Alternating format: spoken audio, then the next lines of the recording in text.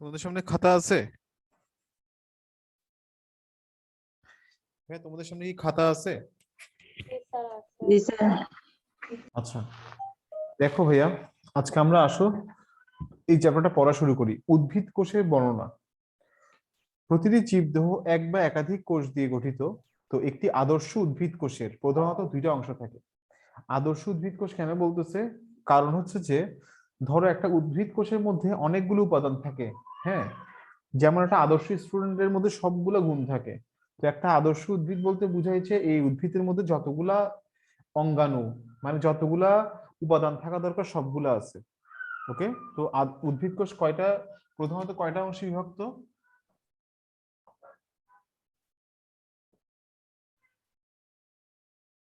উদ্ভিদ কোষে কয়টা অংশ থাকে? দুটি। প্রধানত দুইটা। একটা কি? কোষ প্রাচীর। হ্যাঁ, লেখো, খাতা নাও, খাতার মধ্যে লেখো।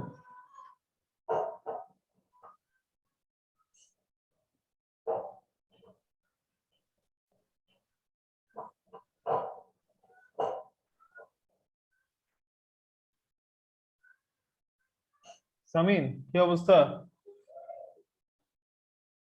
সামিন, এই সামিন, সামিন সাহেব।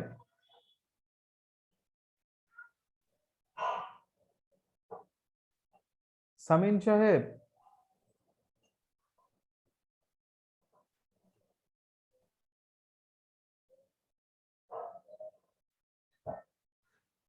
আরশিয়া, আসো। জি স্যার। লেট কেন ভাইয়া? স্যার নেটে একটু প্রবলেম হচ্ছিল তাই ঢুকতে দেরি হয়েছে। আচ্ছা, দেখো ফার্স্ট, এখন দেখো ভাইয়া, এই কোষ প্রাচীর দেখো। উদ্ভিদ কোষের ক্ষেত্রে তোমরা কি আবার লেখা দেখতে পাচ্ছ হোয়াইট বোর্ডে? জি স্যার। আচ্ছা, তাহলে দেখো উদ্ভিদ কোষের ক্ষেত্রে কোষঝিল্লির বাইরে, কোষঝিল্লির বাইরে জড় পদার্থ দিয়ে তৈরি একটি পুরু প্রাচীর থাকে। একে বলা হয় কি? কোষ প্রাচীর বলে। সংজ্ঞা কি দিবা? কোষ প্রাচীরের সংজ্ঞা দিবা কি?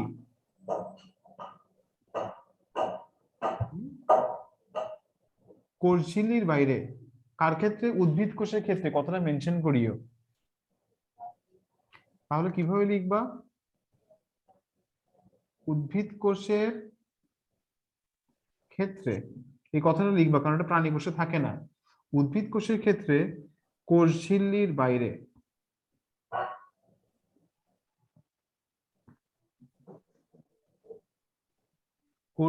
বাইরে জড় পদার্থ দিয়ে তৈরি।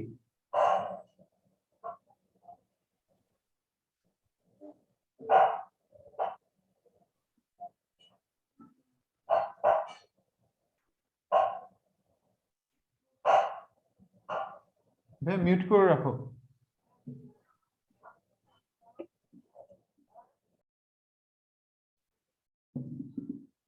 যে পুরু প্রাচীর থাকে তাকে কি বলা হয়? কোষ প্রাচীর বলে।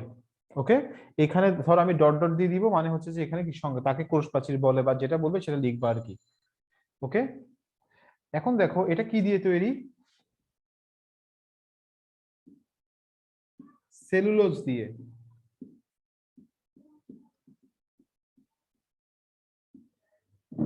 ওকে, তো সেলুলোজ হচ্ছে কি এক প্রকার কার্বোহাইড্রেট। হ্যাঁ, আর হচ্ছে যে প্রাণী কোষে এই ধরনের প্রাচীর কি থাকে না, এই কথাটা মাথায় রাখতে একটু।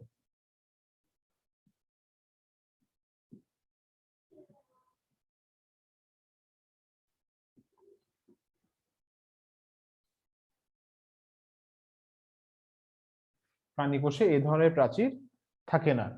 ওকে, লিখছো ভাই এতটুকু? না স্যার। আচ্ছা, শেষ করো লেখা। সামিন, কি খবর?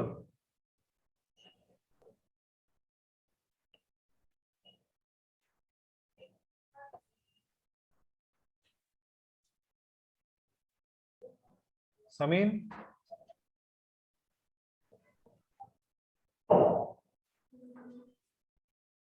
সামিন,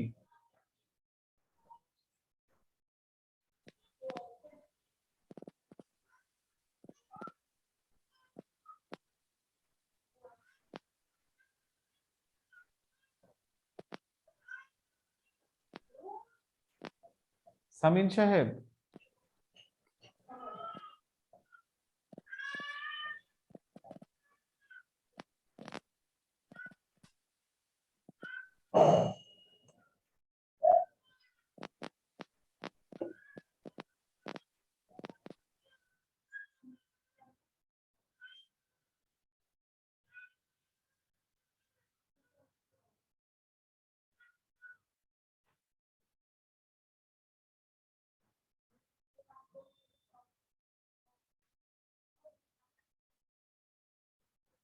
ওকে সামিন, আমি তাহলে তোমার সাথে আর কোনো কথা বলতেছি না।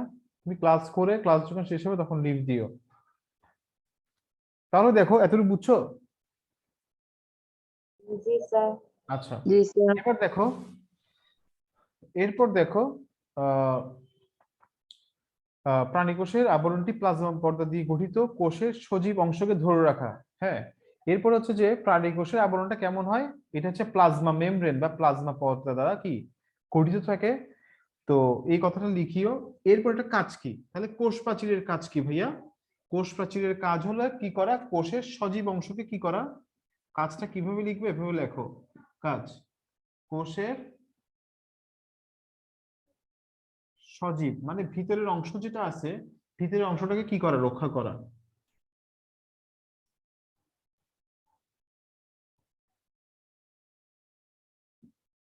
এরপরে কাজ কি, কোষের সীমারেখা নির্দেশ করা। হ্যাঁ, আমার সাথে সাথে লিখে ফেলো, তাহলে তোমাদের শিখা হয়ে যাবে। ঠিক আছে?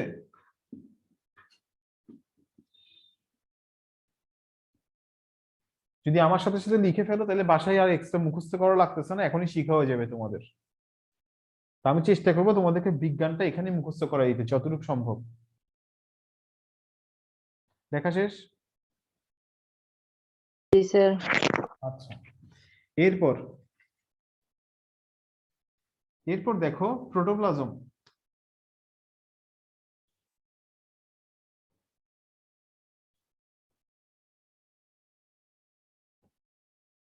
প্রোটোপ্লাজম কোষের অর্ধতরল ঝিল্লির মতো আঠালো এবং দানাদার বর্ণহীন সজীব অংশ।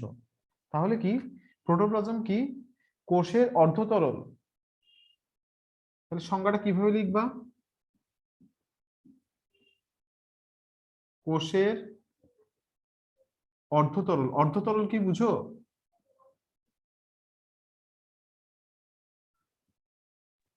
জি স্যার।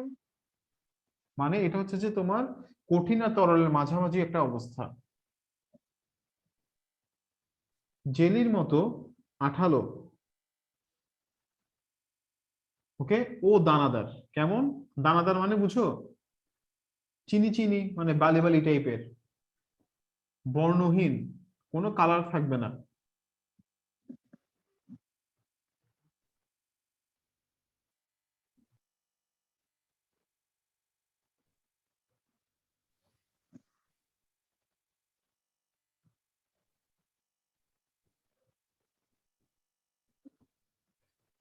অংশকে কি বলা হয়?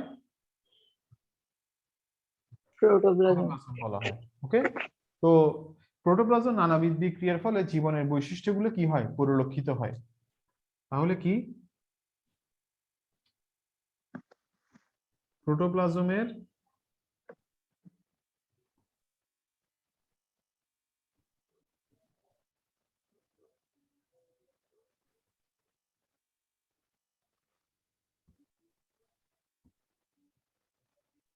বিক্রিয়ার ফলে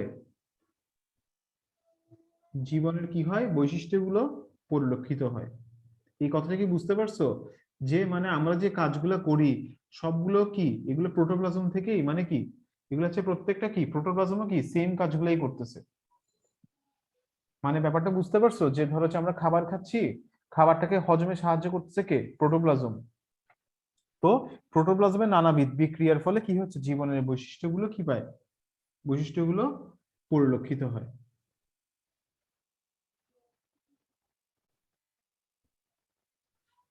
এরপরে দেখো, এটি বিভিন্ন জৈব এবং অজৈব যৌগ সমন্বয়ে গঠিত। এই কথাটা দেখো, জৈব যৌগ বলতে বুঝো, জৈব বলতে বুঝো জৈব মানে কি জানো? বিভিন্ন ধরনের কার্বন থাকবে। কি থাকবে? কি থাকবে? কি বললাম অর্ণব?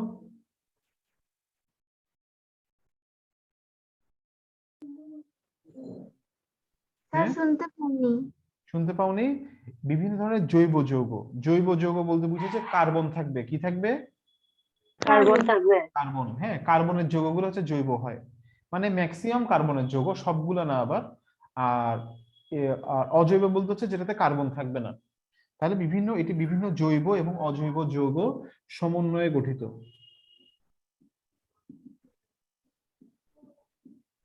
ওকে। তো প্রোটোপ্লাজমে পানির পরিমাণ সাধারণত 67 থেকে কত ভাগ? এতে পানির পরিমাণ শতকরা শতকরা 67 থেকে কত ভাগ? 90 ভাগ। হ্যাঁ, এটা মুখস্থ রাখবে, এটা খুব ইম্পর্টেন্ট এমসিকিউ এবং এটা এখানেও লাগবে। এতটুকু লেখা শেষ করো, লেখা শেষ করে একটু দেখে নাও।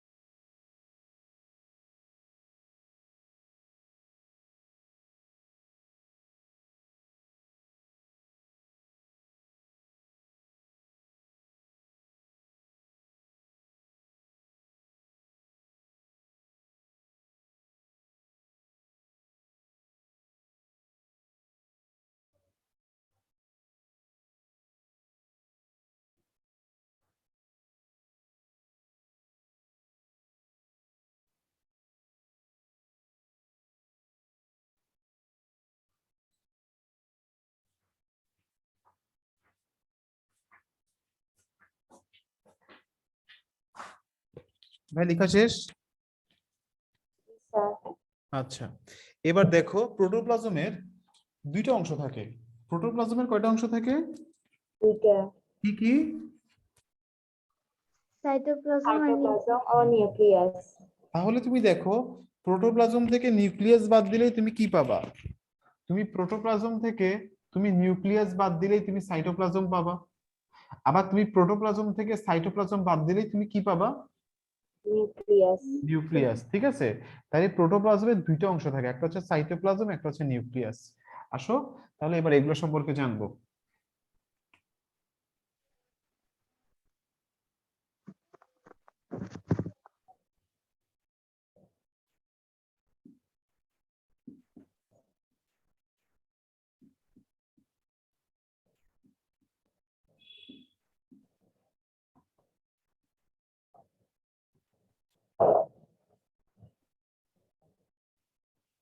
ওকে, সাইটোপ্লাজমের সংজ্ঞাটা কিসের মতো? ঠিক প্রোটোপ্লাজমের মতো। কোষের সাইটোপ্লাজমের নিউক্লিয়াসের বাইরে খালি কি করবা, নিউক্লিয়াসের বাইরে কথাটা লাগাই দিবা, জেলির মতো অংশকে কি বলা হয়? cytoplasm, হুম, তাহলে সংজ্ঞা কি লিখবা? সংজ্ঞা লিখবা কোষের নিউক্লিয়াসের বাইরে।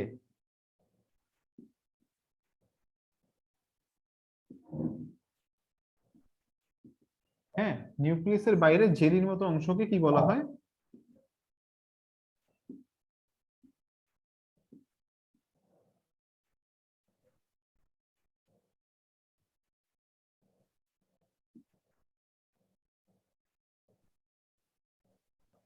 জেলির মতো অংশকে কি বলা হয়? সাইটোপ্লাজম বলে। ওকে, তো সাইটোপ্লাজমের অভ্যন্তরে অবস্থিত কোষে বিভিন্ন জৈবনিক ক্রিয়াকলাপের সাথে সংশ্লিষ্ট সজীব বস্তুসমূহকে একত্রে সাইটোপ্লাজমীয় অঙ্গাণু বলা হয়। হ্যাঁ, তাহলে দেখো সাইটোপ্লাজম অঙ্গাণু কাকে বলা হয়? সাইটোপ্লাজমের অভ্যন্তরে অবস্থিত। হ্যাঁ, যে সাইটোপ্লাজমের কি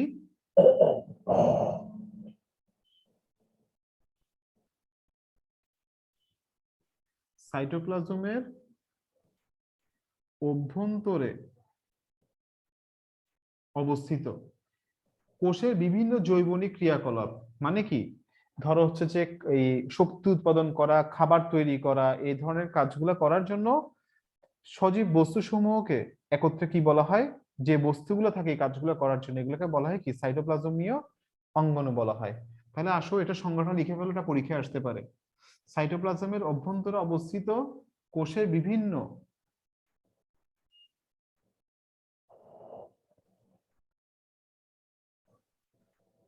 বিভিন্ন জৈবনিক ক্রিয়াকলাপের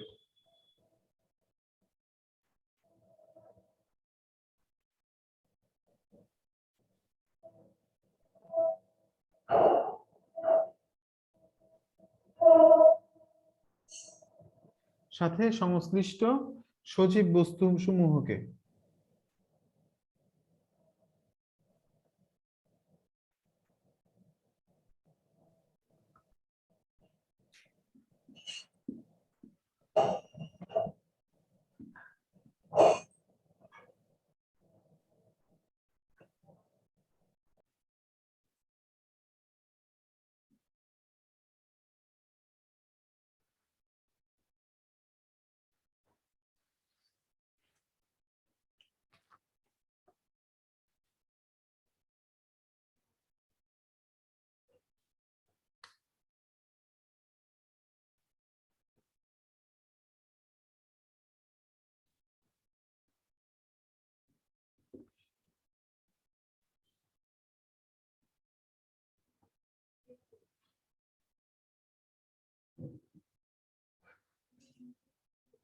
লিখছো?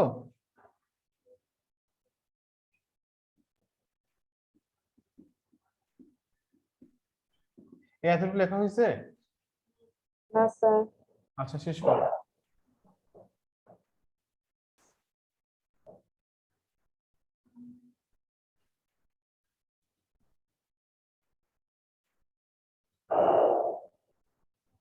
হ্যাঁ, কারো একজনের মাইক্রোফোন অন, এটা অফ করো।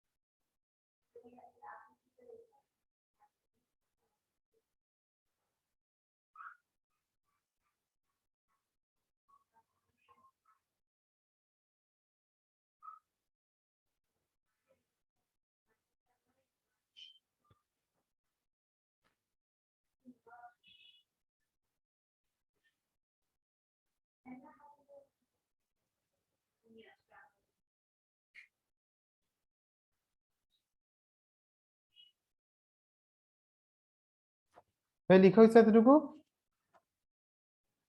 জি স্যার লেখা আছে।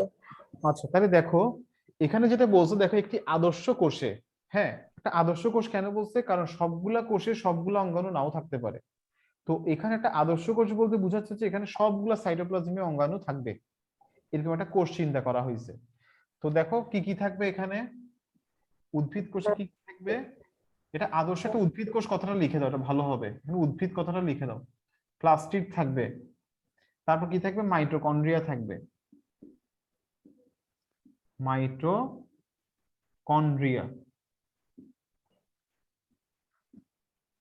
তারপর কি থাকবে, গলজি বডি থাকবে।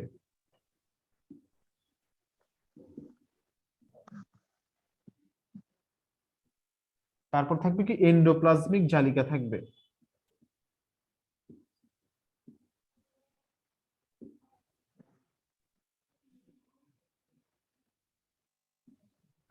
তারপর রাইবোসোম থাকবে।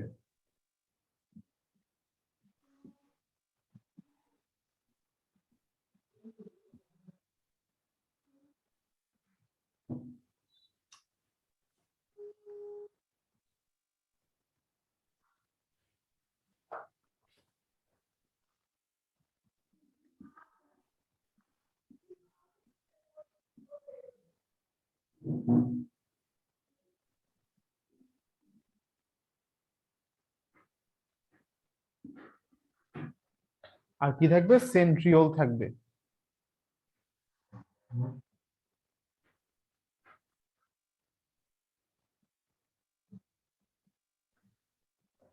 লিখছো ভাইয়া এতটুকু?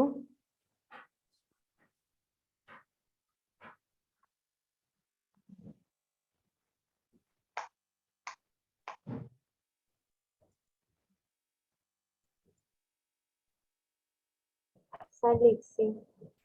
আচ্ছা, তাহলে দেখো এখন আসলে একটা একটা চিত্র আঁকি।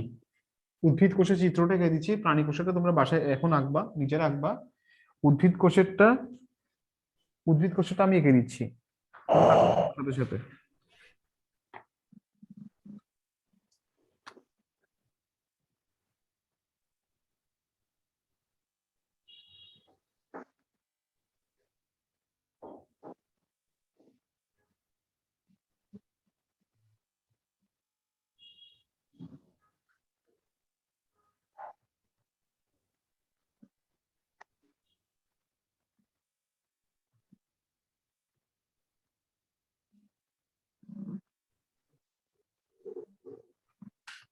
তাহলে এটা কি ভাইয়া, এটা হচ্ছে কোষ প্রাচীর। এই এই লেয়ারটাকে বলা হয় কি, কোষ কোষ প্রাচীর প্রাচীর। বলা হয়। এরপরে ভিতরে আরেকটা লেয়ার আছে, সেই লেয়ারটাকে কি বলা হয় বলো তো দেখি, এখানে আরেকটা সাইটোপ্লাজমীয় ধাত্র। কি বলা হয়, কি বলা হয়,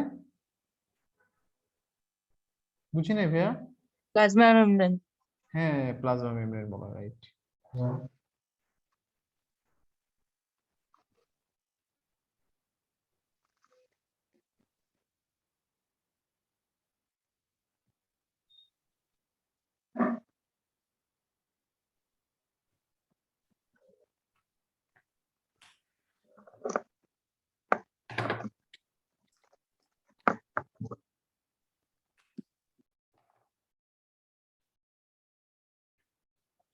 এরপরে এটার ভিতরে একটা বড় কোষ গহ্বর থাকবে, কি থাকবে,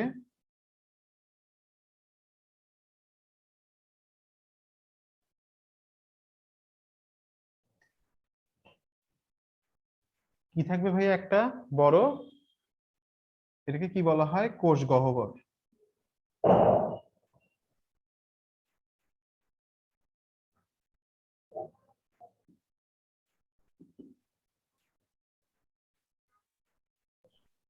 ওকে, এরপর এখানে দেখো একটা নিউক্লিয়াস আছে।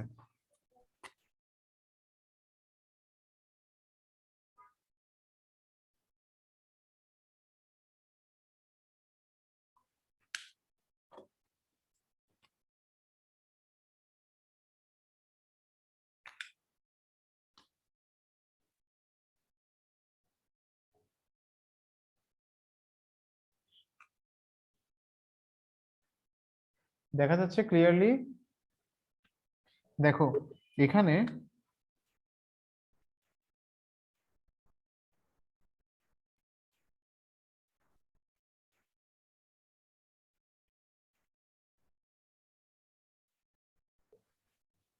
তাহলে এটার এই আবরণটাকে বলা হয় নিউক্লিয়ার মেমব্রেন।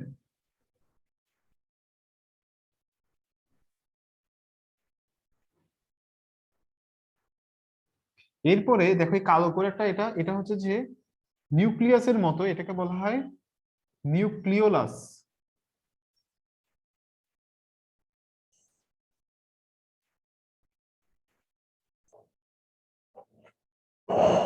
এরপরে এখানে দেখো কতগুলো সুতার মতো আছে, এগুলোকে বলা হয় নিউক্লিয়ার রেটিকুলাম।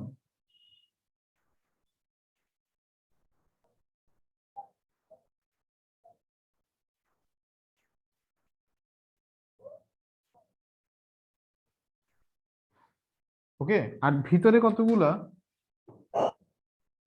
ভিতরে লিকুইড আছে, হ্যাঁ, কিছু লিকুইড বস্তু থাকে, এগুলোকে বলা হয়, এই ভিতরের লিকুইডটাকে বলা হয় নিউক্লিওপ্লাজম।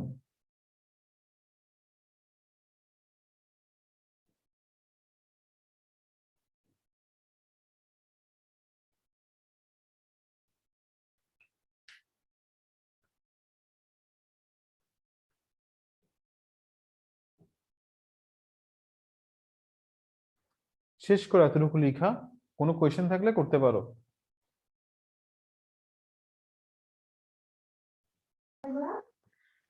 স্যার যদি ওইটা নিউক্লিয়ার রেটিকুলাম হয় তাহলে ক্রোমাটিন তন্তু কোনটা? হ্যাঁ, এটাকে নিউক্লিয়ার রেটিকুলামকে বলা হয় ক্রোমাটিন ফাইবার বা ক্রোমাটিন তন্তু।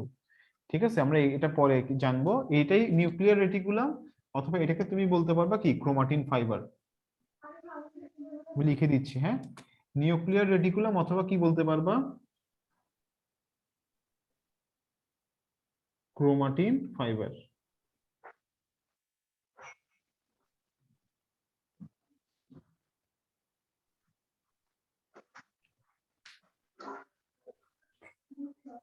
এবার দেখো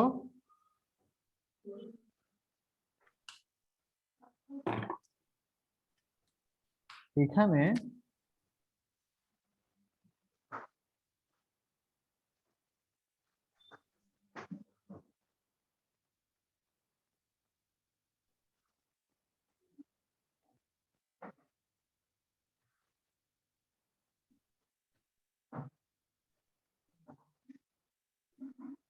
এটাকে বলে মাইটোকন্ড্রিয়া।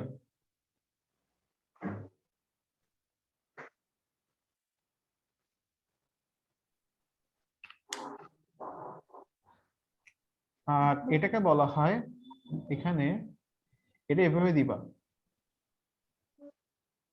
এরকম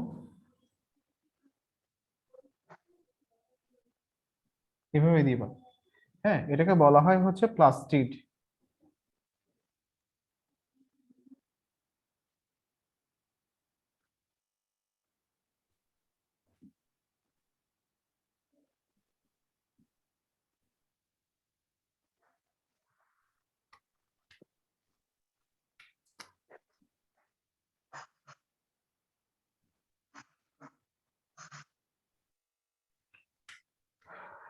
এরপরে এখানে কতগুলো এরকম বস্তু দিবা, এভাবে করে, হ্যাঁ, এটাকে বলা হয় এন্ডোপ্লাজমিক জালিকা, অমসৃণ এন্ডোপ্লাজমিক জালিকা।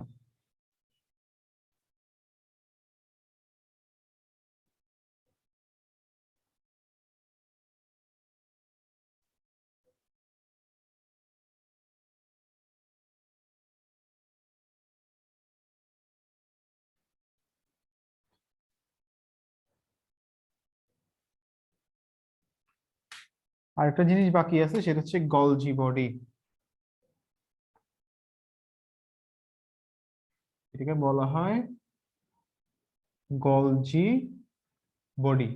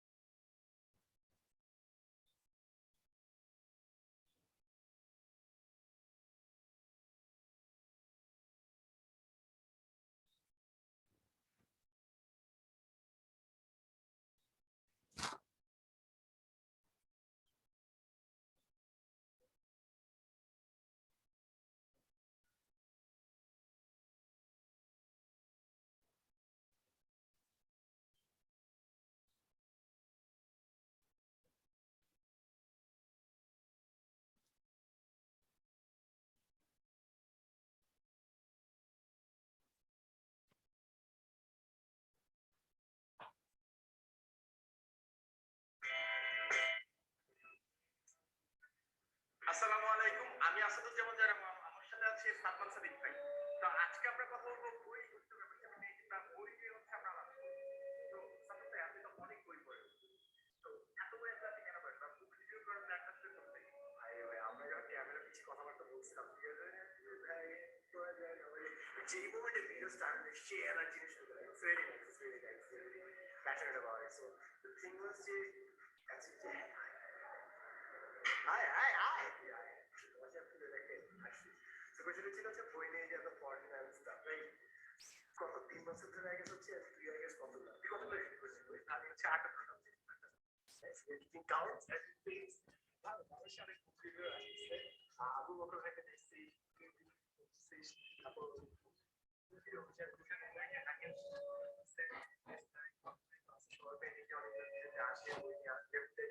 শেষ, ড্র করা শেষ। Yes, sir. আচ্ছা, তাহলে দেখো ভাইয়া, এটা হচ্ছে যে উদ্ভিদ কোষের বিভিন্ন অংশ নিয়ে হচ্ছে যে এটা চিত্রটা পরীক্ষায় আসতে পারে। আর প্রাণী কোষেরটা, হ্যাঁ প্রাণী কোষেরটা হচ্ছে তোমরা বাসায় আঁকবা, ঠিক আছে?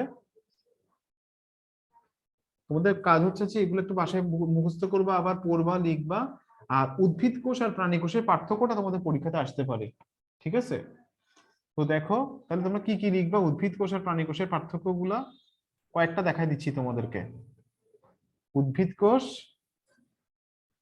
প্রাণী কোষ, হ্যাঁ এখানে লিখবা হচ্ছে যে বিষয় বা অঙ্গাণু লিখবা এখানে।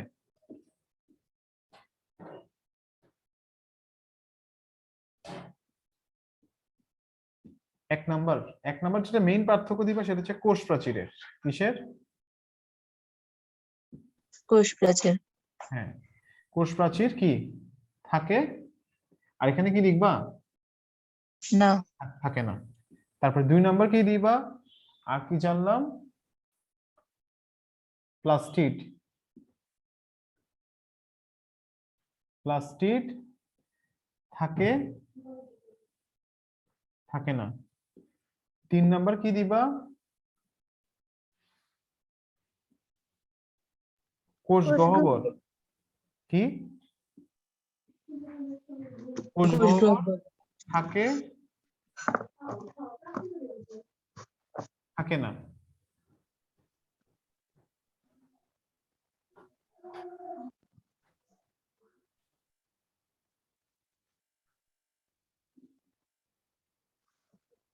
তারপর 4 নাম্বারে দিবা সেন্ট্রিওল। এটা কিন্তু আবার ইয়েতে থাকে না, উদ্ভিদ কোষে থাকে না।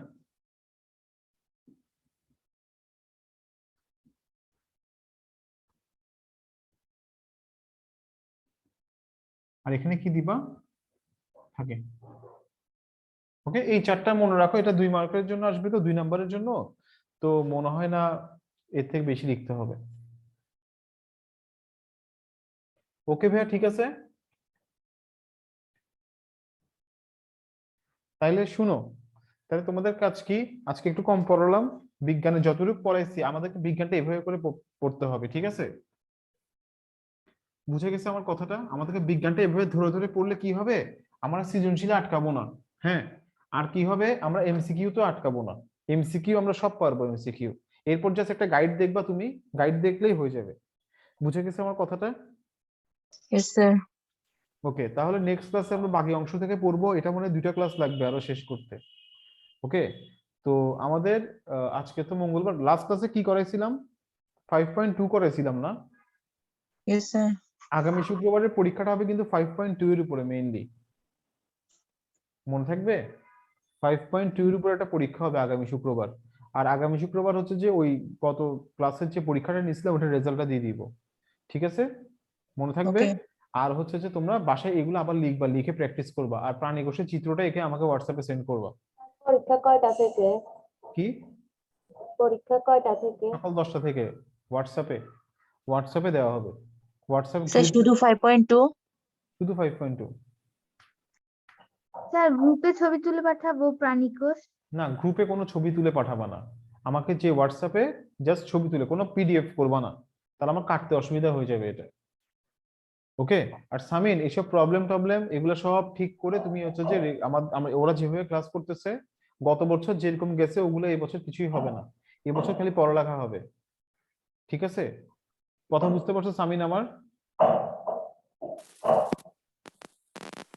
শুনতেছি না তোমার কথা, তুমি আমাকে টেক্সট করো, টেক্সট করে বলো ঠিক আছে কিনা, কথা বুঝতে পারছো আমার কথা?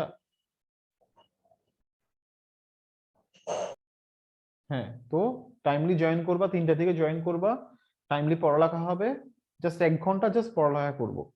ওকে, তো ঠিক আছে ভাইয়া, ভালো থেকো, হ্যাঁ, আল্লাহ হাফেজ।